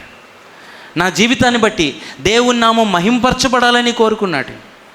ప్రార్థన అనే సమర్పణ. చెప్పండి, ఏ సమర్పణ చెప్పండి దానియేలుకి? ప్రార్థన. నా పని కంటే నేను పని బాగా చేస్తాను, అన్నీ బాగా చేసుకుంటాను. చూడండి, గమనించండి. పని అయిపోయింది, మధ్యాహ్నం లంచ్ అవర్ వచ్చింది, బ్రేక్ వచ్చింది మధ్యలో. దానియేలు బ్రేక్ అవర్ వచ్చింది కదా అని ఊరినే సరదాగా కూర్చొని కబుర్లు చెప్పలేదు. దానియేలు గబగబా ఇంటికి వెళ్ళి ప్రార్థన చేసుకున్నాడు. మళ్ళీ మధ్యాహ్నం బయలుదేరి టైంకి డ్యూటీకి వచ్చేసాడు. సాయంత్రం అయిపోయింది పని, ఏమీ మాట్లాడలేదు, వెళ్ళి మళ్ళీ ప్రార్థన చేసుకున్నాడు. బైబిల్ చదువుకుంటా ఉన్నాడు. చాలామంది స్కూల్లో స్కూల్లో చదువుకుంటా ఉన్నాం. బ్రేక్ టైం వచ్చింది. బ్రేక్ టైంలో నీతో పాటు ఇంకొక క్రైస్తవ స్నేహితుడు ఉంటే, ప్రభువా మా జీవితాలు సాక్ష్యంగా వాడుకోండి, ఈ పాపం, లోకము, చీకటి ప్రపంచంలో ప్రభువా మా ఇద్దరిని సాక్షిగా నిలబెట్టండి అని ఒక మూలకెళ్ళి, ప్రభువా నాకు సహాయం చేయి అని ప్రార్థన చేస్తూ ఉన్నావా? స్కూల్లో, కాలేజీలో అలాంటి చిన్న ప్రేయర్ సెల్ స్టార్ట్ చేసుకున్నావా? ఉద్యోగం చేసే చోట ఎవరిని మతం మారిపోమని చెప్పే ఆ విషయాన్ని నేను ఇక్కడ మాట్లాడట్లేదు. వ్యక్తిగత జీవితంలో క్రైస్తవుడిగా వ్యక్తిగతంగా నువ్వు తొట్టిల్లిపోకుండా దేవుని మార్గాన్ని చూపించే సాక్షిగా జీవించే ఆ సాక్ష్య జీవితం కొరకు బ్రేక్లో ప్రార్థన చేసుకుంటా ఉన్నావా? ఎక్కడికో వెళ్తున్నాం, దారిలో ప్రార్థన చేసుకుంటా ఉన్నామా? డెడికేషన్ మార్గం మధ్యలో కూడా దేవుడు మాట్లాడుతూ ఉన్నాడు. ప్రార్థన జీవితాన్ని మర్చిపోలేదు. ఒకవేళ అలా ప్రేయర్ సెల్స్ లేకుండా సమయాన్ని వ్యర్థం చేసుకున్న వ్యక్తులైతే ఈరోజు దేవుడు నిన్ను పిలుస్తున్నాడు. ఇది శిష్యుని యొక్క లక్షణము. శిష్యుడు దేవునికి అందుబాటులో ఉండాలి. అలాంటి ఆ గొప్ప లక్షణాన్ని కలిగి ఉండాలని దేవుడు కోరుకుంటా ఉన్నాడు. అందుకనే తన జీవితంలో ఎప్పుడు దేవునికి సమర్పణ కలిగి ఉన్నాడు. అన్న ఒక సమర్పణ చేసింది ఏంటంటే, ప్రభువా సమూయేలుని నీకు అప్పగిస్తాను. సమూయేలుని తీసుకొచ్చి అప్పగించింది. గమనించండి, ఇక్కడ ఒక ప్రాముఖ్యమైన గొప్ప మర్మం. దేవుడు ఒక వ్యక్తిని ఏ వయసులో సంధిస్తాడు అనేది చాలా పెద్ద ప్రశ్న. చాలామంది అంటారు దేవుడు యవ్వన కాలంలో ఉన్నప్పుడు దేవుడు పట్టుకుంటాడు, లేక దేవుడు చిన్న వయసులో ఉన్నప్పుడు పట్టుకుంటాడు.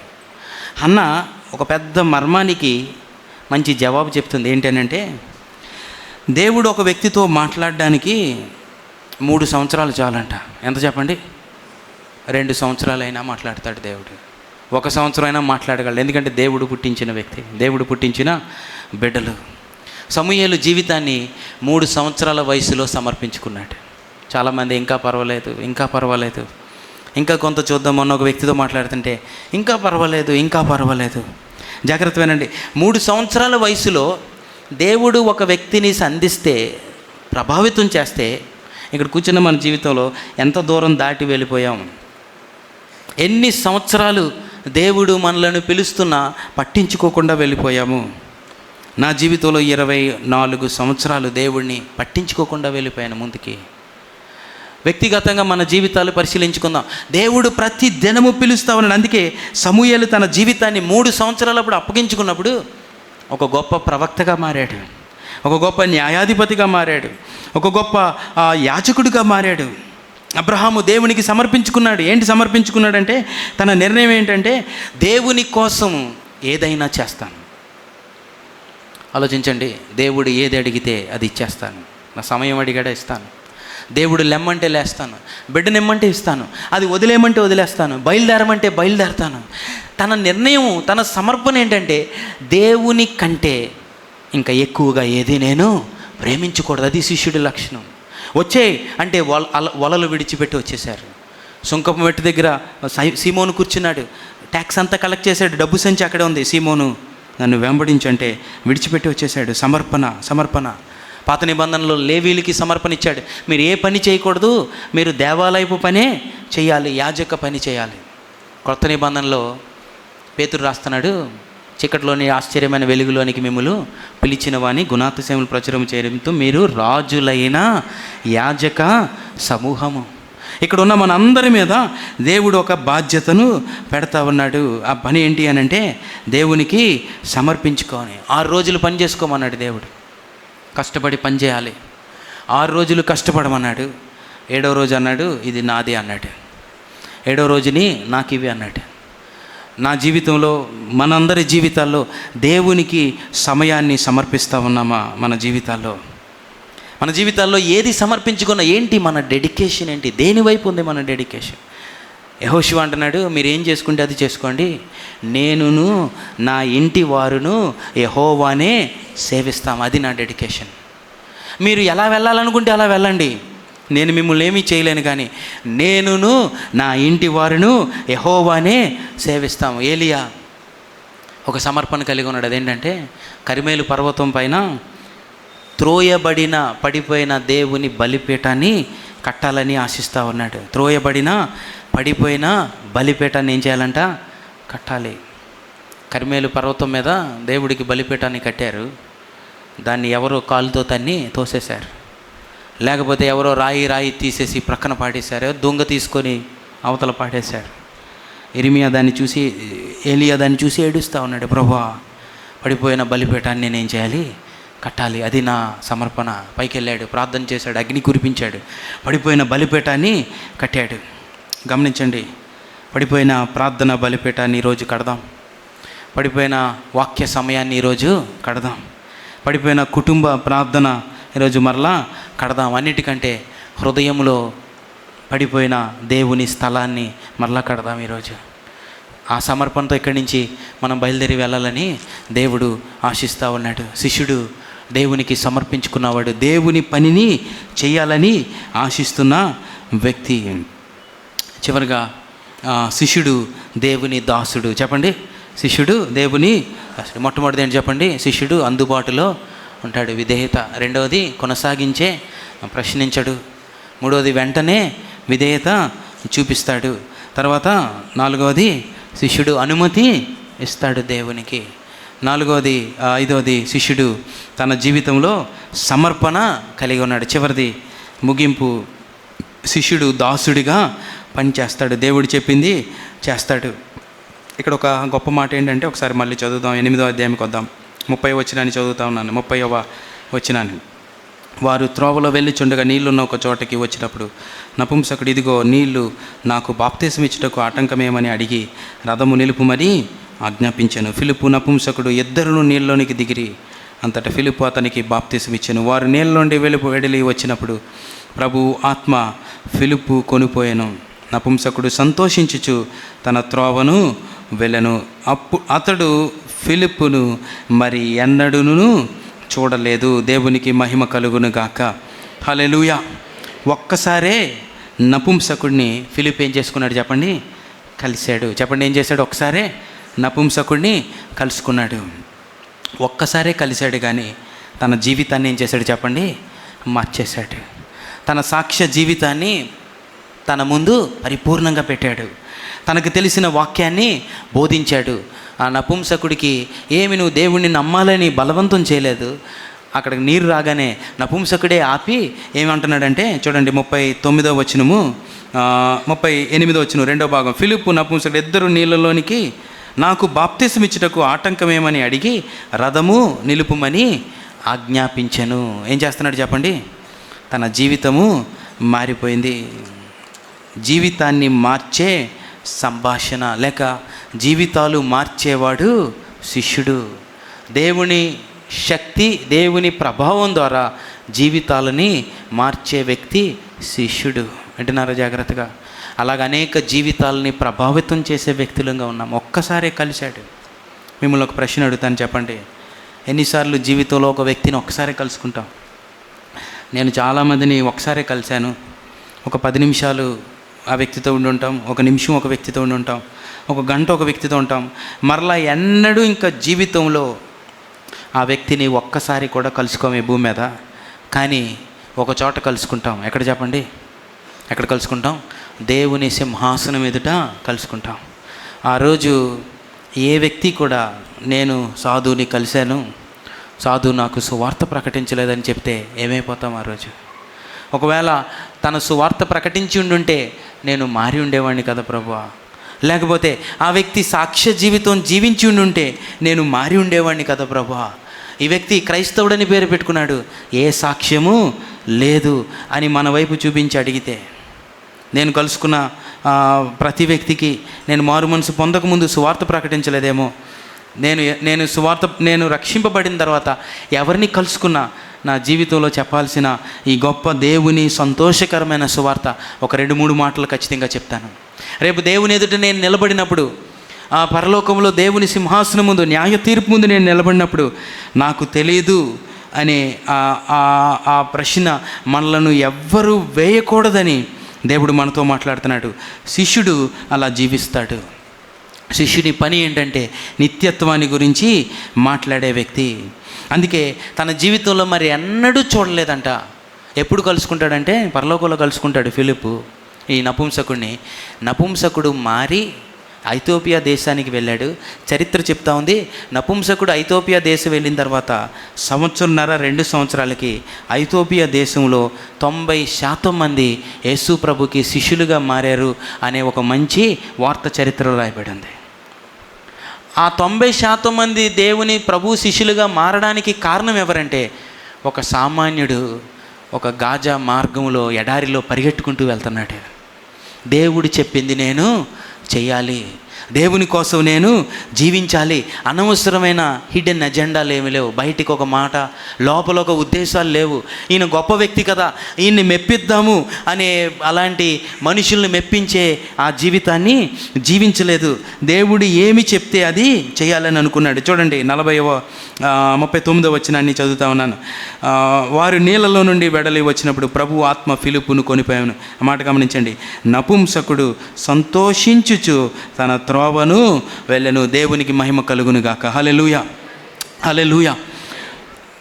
నపుంసకుడు సంతోషించుచు ఏం చేశాడంట? త్రోవను వెళ్ళాడు. నీ జీవితాన్ని బట్టి ఇతరులకి సంతోషం ఉందా? శిష్యుని జీవితాన్ని బట్టి ఒక దేశానికి సంతోషం. ఈ అధ్యాయంలో ముందు కూడా మనం చదివితే ఫిలిప్పును బట్టి సమరయాలో ఏమొచ్చిందంట? సమరయ పట్టణము సంతోషించను. అదే ఫిలిప్పును బట్టి ఐథోపియా దేశము సంతోషించను. నపుంసకుడు సంతోషించను. ఈ అధ్యాయంలో 2 వ్యత్యాసాలు కనబడుతున్నాయి. ఒక వ్యక్తి సీమోన్ అని గారడీ చేసే వ్యక్తి, ఆ వ్యక్తి దేవుణ్ణి స్వలాభం కొరకు నమ్ముకున్నాడు. శిష్యుడు ఫిలిప్పు దేవుని లాభం కొరకు, దేవుని పని కొరకు ఈ భూమి మీద పని చేస్తూ ఉన్నాడు. మన జీవితాల్లో బాప్తిసం తీసుకున్నాం, మన జీవితాల్లో క్రైస్తవులని పేరు పెట్టుకున్నాం. దానికి తగిన సమర్పణతో జీవిస్తూ ఉన్నామా? లేకపోతే ఊరికినే ఏదో తీసుకోవాలి కదా అని బాప్తిసం తీసుకున్నామా? లేకపోతే క్రైస్తవుడని పేరు పెట్టుకున్నాం కదా అని ఊరికినే జీవించుకుంటూ వెళ్ళిపోతున్నామా? లేక అనేకుల హృదయాల్లో సంతోషాన్ని నింపుతా ఉన్నామా? ఇక్కడ కూర్చున్న వ్యక్తులంగా ఒకవేళ ఎవరినన్నా ఏడిపించి ఇక్కడ కూర్చొని ఉన్నావేమో, నిన్ను బట్టి ఒకవేళ నీ ఇంట్లో సంతోషం లేదేమో, ఒకవేళ నీ జీవితంలో నీ ప్రవర్తన బట్టి, లేకపోతే నా ప్రవర్తన బట్టి మనందరం పరిశీలన చేసుకుందాం, దేవునికి సంతోషం లేదేమో. ఒక పట్టణము సంతోషించింది, ఒక దేశము సంతోషించింది ఒక వ్యక్తిని బట్టి. దేవుడు మనల్ని వాడుకోలేడా? ఏంటి సంతోషం అంటే? సంతోషం ఎక్కడి నుంచి వచ్చిందంటే, బాప్తిసం తీసుకున్నాడు ఉంది కదా, పాప క్షమాపణ పొందుకున్నాడు, పాప విమోచన పొందుకున్నాడు. యేసు ప్రభుని వ్యక్తిగతంగా పొందుకొని పరిశుద్ధాత్మ చేత నింపబడి పాపాన్ని జయించి ఆయన దేశానికి తిరిగి వెళ్ళిపోతున్నాడు. 1 గంట సంభాషణ జరిగిందేమో, లేకపోతే 2 గంటలు సంభాషణ జరిగింది. ఎంత జీవితాన్ని ప్రభావితం చేస్తూ ఉన్నాడు. ఇక్కడ కూర్చున్న మన జీవితాలు ఎంతమందికి ప్రభావితం? నిజంగా ఇక్కడ ఉన్న మన అందరి జీవితాలు ప్రభావితం అయితే ఎంతోమంది కుటుంబాలు ఈరోజు దేవుని కొరకు, దేవుని రాజ్యం కొరకు ఉన్నత స్థాయిలో పనిచేస్తూ ఉండేవి. ప్రతిదానికి మనకి సమర్పణ ఉంది. టైంకి ఉద్యోగానికి వెళ్ళాలి, టైంకి స్టేషన్కి వెళ్ళాలి, టైంకి రికార్డు సబ్మిట్ చేయాలి, టైంకి స్కూల్కి వెళ్ళాలి. ప్రతిదానికి మనకి సమర్పణ ఉంది. మన జీవితాల్లో దేవునికి సమర్పణ కలిగి ఉన్నామా? దేవుని పని పట్ల సమర్పణ కలిగి ఉన్నామా? లేవమన వెంటనే లేచి బయలుదేరాడు. నీ జీవితంలో ఈరోజు అడుగు, ప్రభువా నన్ను బట్టి ఎవరు దుఃఖించకూడదు, ప్రభువా నన్ను బట్టి ఈ భూమి మీద సంతోషం కలగాలి. ఇదిగో ప్రజలందరికీ కలగబోవు మహా సంతోషకరమైన సువర్తమానం ఇది. ఆ సువర్తమానానికి సాక్షులుగా దేవుడు మనలను భూమి మీద పెట్టాడు. ఈరోజు క్రైస్తవుడు అని అనగానే భయంకరమైన సాక్ష్య జీవితాన్ని కోల్పోయి పతనమైపోయి అవమానాన్ని తీసుకొస్తున్న దినాల్లో మనం జీవిస్తూ ఉన్నాం. ఈరోజు దేవుడు మరలా నీతో మాట్లాడుతున్నాడు. నిన్ను దాటి వెళ్ళిపోకూడదని, నిన్ను వాడుకోవాలని, ఈ పట్టణానికి, ఈ దేశానికి నిన్ను ఆశీర్వాదకరంగా చేసి పరిశుద్ధతకి ప్రతిబింబంగా నిలబెట్టాలని దేవుడు మాట్లాడుతూ ఉన్నాడు. కనుక క్రైస్తవుడిగా ఉండడానికి దేవుడు మనల్ని పిలవలేదు. దేవుడు ఎందుకు పిలిచాడు మనల్ని? శిష్యులుగా ఉండడానికి. శిష్యుడిని అందరూ క్రైస్తవులని పిలుస్తారు. ఈరోజు మన జీవితాల్లో ఒకసారి మళ్ళీ చెప్పుకున్నదంతా మన జీవితాల్లో మళ్ళీ పరిశీలన చేసుకుందాం. దేవునికి అందుబాటులో ఉన్నామా? దేవుడు పిలిస్తే పలికే వ్యక్తిగా, వెంటనే సరిచేసుకునే వ్యక్తిగా నువ్వు ఉంటే దేవుడు నీతో మాట్లాడతాడు. నిన్ను దాటి వెళ్ళిపోడు. అంత దాటి వెళ్ళిపోతున్న దేవుడు సమూయేలు దగ్గర ఎందుకు ఆగాడంటే, సమూయేలు సిద్ధంగా ఉన్నాడు. దేవా యెహోవా నీ దాసుడు ఆలకిస్తున్నాడు, ఆజ్ఞేయము సెలవేమో, మాట్లాడు, నువ్వు ఏం మాట్లాడితే అది చేస్తాను ప్రభు. అబ్రహాం అన్నాడు, చిత్తం ప్రభువా, నువ్వు ఏం చెప్తే అది చేస్తాను. దేవుడు అపవిత్రమైనది ఏది చెప్పడు. మన దేవుడు పరిశుద్ధుడు, మన దేవుడు మంచి దేవుడు, ప్రేమ కలిగిన దేవుడు. ఆయన ఏది చెప్పినా నీ జీవితానికి అది మేలు. ఆయన ఏది చేసినా మన జీవితాలకి అది మేలుకరంగానే ఆయన జరిగించే దేవుడు. కనుక ప్రభు శిష్యునిగా మారదాం, పడిపోయిన బలిపీఠాలు కడదాం, అనేక మంది హృదయాలు దేవునికి దూరం అయిపోతూ ఉన్నాయి. అక్రమము విస్తరించుట వలన ప్రేమ చల్లారిపోతూ ఉంది. నిజమైన క్రీస్తు పోలికలో జీవించే వ్యక్తులుగా మనం ఉండాలని దేవుడు మాట్లాడుతూ ఉన్నాడు. కనుక ఇక్కడ కూర్చున్న క్రైస్తవులుగా ఆ క్రైస్తవుడనే పేరు ప్రక్కన పెడదాం. మన జీవితాల్లో క్రీస్తును పోలిన శిష్యుడిగా జీవిద్దాం. అట్టి గొప్ప కృప దేవుడు మనందరికీ దయచేయనుగాక. ప్రార్థన చేసుకుందాం. దయచేసి తలలో ఉంచుదాం, కళ్ళు మూసుకుందాం. మోకరించగలిగిన వారందరూ మోకరిద్దాం. ఒకసారి మరలా పరిశీలన చేసుకుందాం. వ్యక్తిగతంగా ఎవరికి వారు మన జీవితాల్ని పరిశీలన చేసుకుందాం. దేవుడు నిన్ను దాటి వెళ్ళిపోతే, ఒకవేళ ఈ దినం నీ పరిస్థితి ఏంటి? దేవుడు నీతో మాట్లాడుతూ ఉన్నాడు. ప్రభువా, అనేక సార్లు నువ్వు నన్ను దాటి వెళ్ళిపోయావు. ఏలీతో మాట్లాడుతుంటే 3 సార్లు ఏలీ దగ్గరికి వెళ్ళి సమూయేలు చెప్పాడు, ఏలీ పిలిచావా, ఏలీ పిలిచావా, ఏలీ పిలిచావా. ఏలీకి తెలుసు దేవుడు మాట్లాడుతున్నాడని, కానీ ఏలీ పట్టించుకోలేదు. మరుసటి ఉదయం భయంకరమైన వార్త వచ్చింది.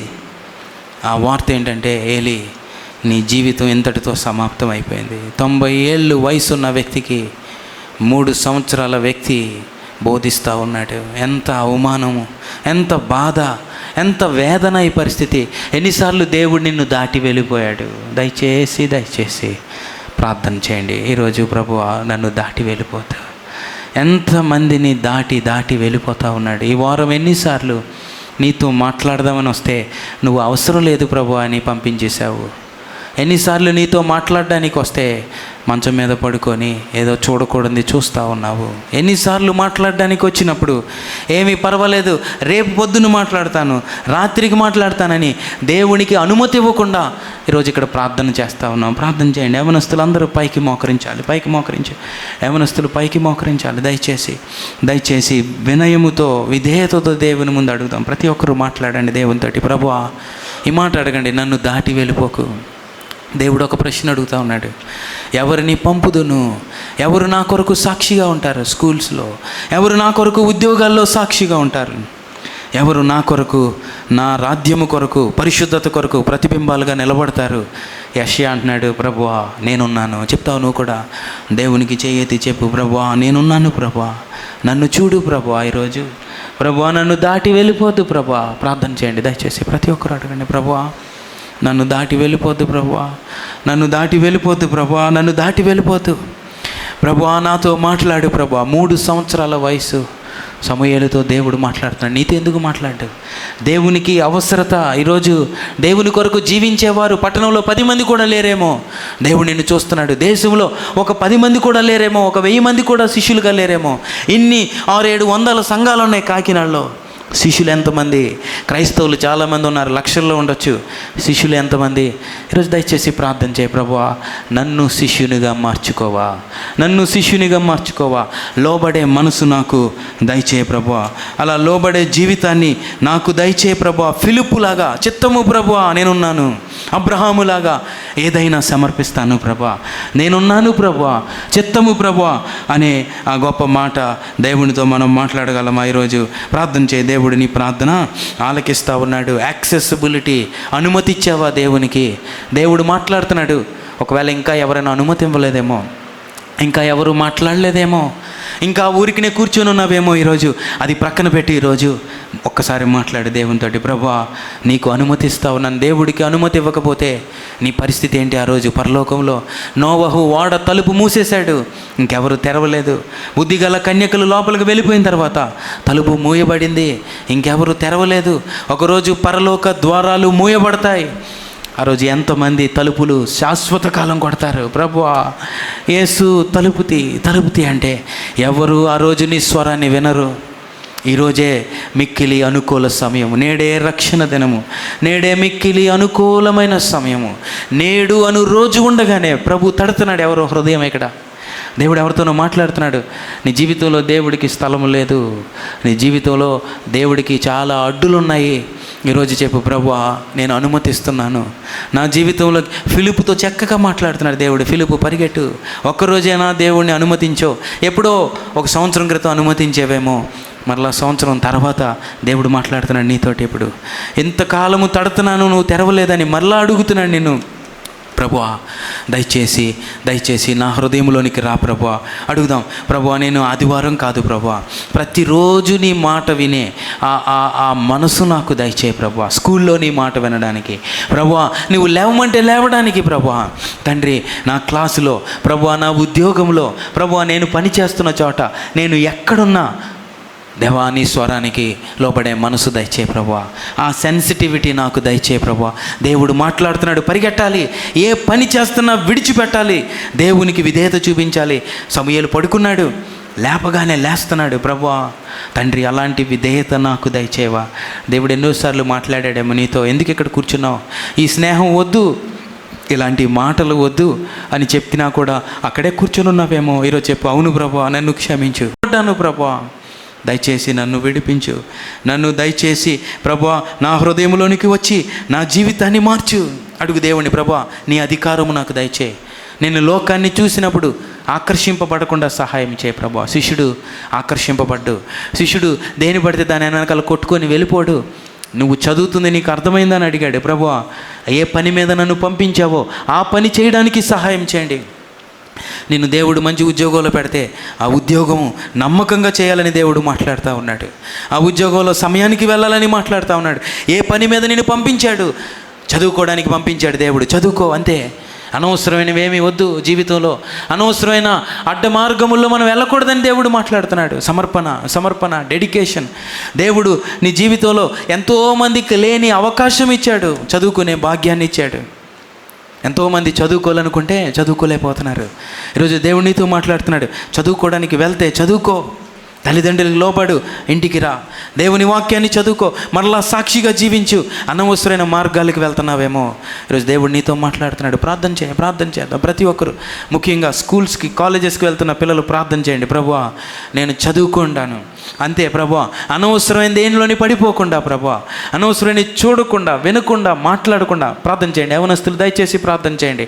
అనవసరమైన శోధనల నుంచి తండ్రి యోసేపు వలె నన్ను ప్రత్యేకించు ప్రభువా, దానియేలు వలె నన్ను ప్రత్యేకించు. తల్లిదండ్రులు ప్రార్థన చేయండి బిడ్డల కోసం. ప్రభువా, నా బిడ్డల్ని ఏ ఉద్దేశముతో నువ్వు అనుగ్రహించావో ఆ సంపూర్ణ చిత్తాన్ని నెరవేర్చండి. శిష్యుడు చెప్పిన పని చేస్తాడు. దేవుడు చదువుకోమంటున్నాడు, చదువుకో. దేవుడు లోబడమన్నాడు, లోబడు. ప్రభువా, అనవసరమైన వాటి వైపు వెళ్ళిపోకుండా నాకు సహాయం చేయ ప్రభువా, నాకు సహాయం చేయ ప్రభువా అంటే దేవుడు సహాయం చేస్తాడు. అలాంటి సమర్పణ మళ్ళీ పెట్టుకో ఈరోజు. ప్రభువా, నా జీవితాన్ని మరలా సమర్పించుకుంటున్నాను, అనవసరమైన వాటన్నిటి నుంచి నన్ను విడిపించు, నన్ను వేరుపరచు ప్రభువా, నన్ను ప్రత్యేకించు ప్రభువా. రాజులైన యాజక సమూహముగా నా తండ్రి నన్ను ప్రత్యేకించు ప్రభువా. చీకటిలో నుండి ఆశ్చర్యమైన నీ వెలుగులోనికి నన్ను నడిపించు ప్రభువా. అడగండి, దేవుని అడుగుదాం ప్రతి ఒక్కరు. ప్రభువా, దానియేలులాగా నా ఉద్యోగంలో నన్ను ప్రత్యేకించు, దానియేలులాగా నా వ్యాపారంలో నన్ను ప్రత్యేకించు ప్రభువా. ఎస్తేరు, షడ్రకు, మేషకు, అబేద్నెగోలాగా ప్రత్యేకముగా నేను నిలబడడానికి నాకు సహాయం చేయ ప్రభువా. శిష్యుడు దేవుని కొరకు, దేవుని పని కొరకు పని చేస్తాడు. శిష్యుడు దేవుని దాసుడిగా జీవిస్తాడు. ఏలియా పడిపోయిన బలిపీఠాన్ని కడుతున్నాడు.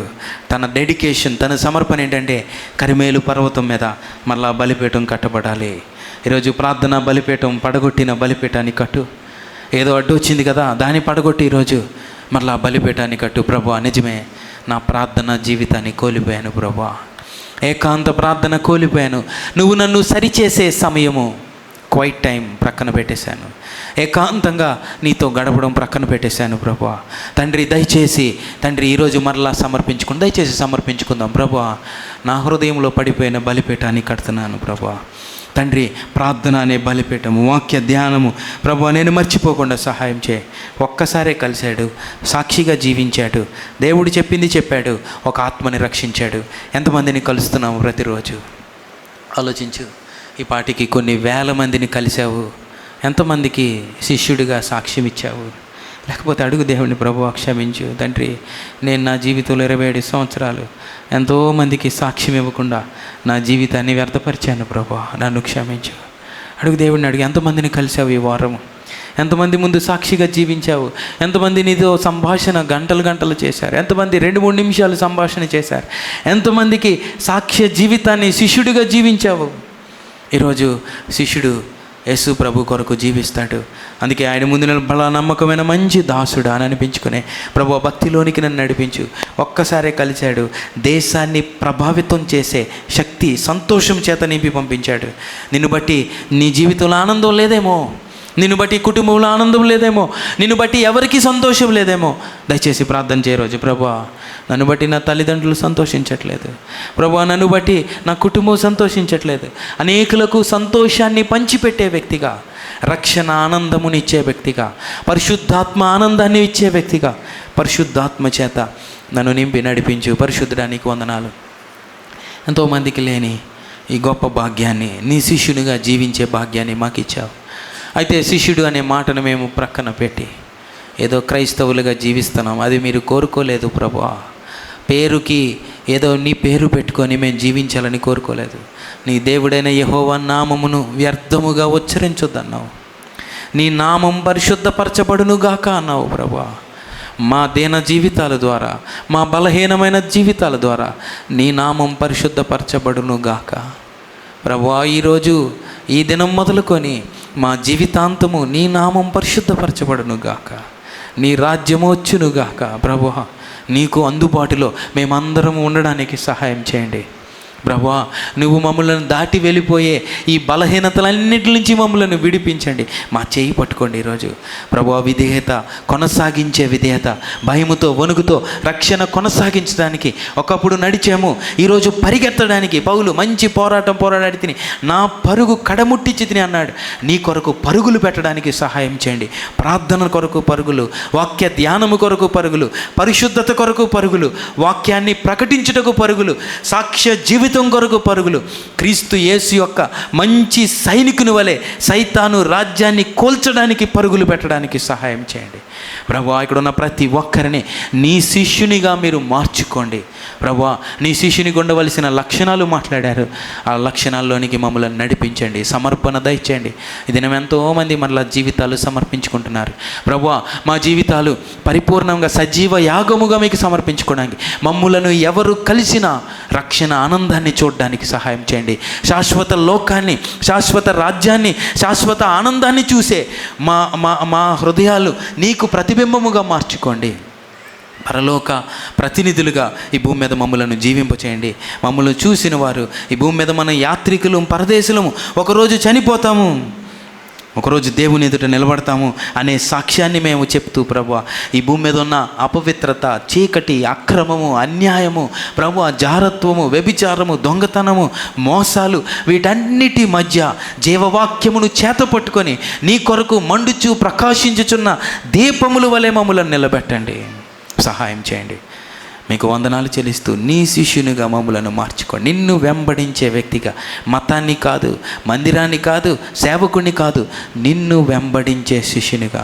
నా గొర్రెలు నా స్వరము వింటాయి, అవి ఎప్పుడు నన్ను వెంబడిస్తాయి అన్నావు.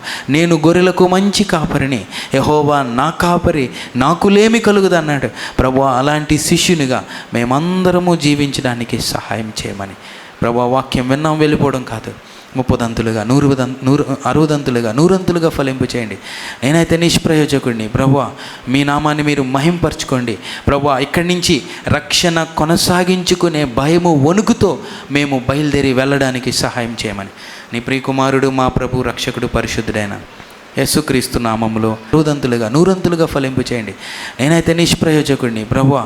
మీ నామాన్ని మీరు మహింపరచుకోండి ప్రభువా. ఇక్కడి నుంచి రక్షణ కొనసాగించుకునే భయము, వణుకుతో మేము బయలుదేరి వెళ్ళడానికి సహాయం చేయమని నీ ప్రియకుమారుడు, మా ప్రభు, రక్షకుడు, పరిశుద్ధుడైన యేసుక్రీస్తు నామములో ప్రార్థించి వేడుకొంచున్నాం తండ్రి. ఆమేన్.